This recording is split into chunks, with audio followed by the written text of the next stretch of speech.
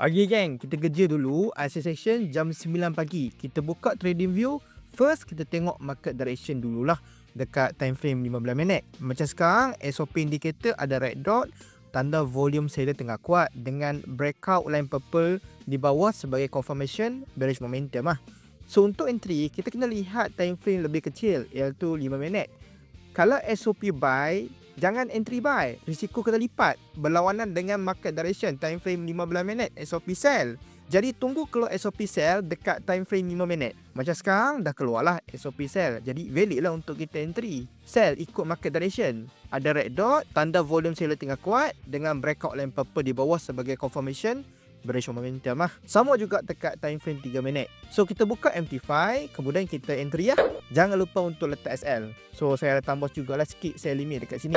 And then nanti kita tengok result dia macam mana nanti. So alang-alang tunggu market gerak ni, saya turun bawah dululah untuk makan and breakfast lah. So lepas breakfast nanti kita tengok result dia macam mana. A few moments later.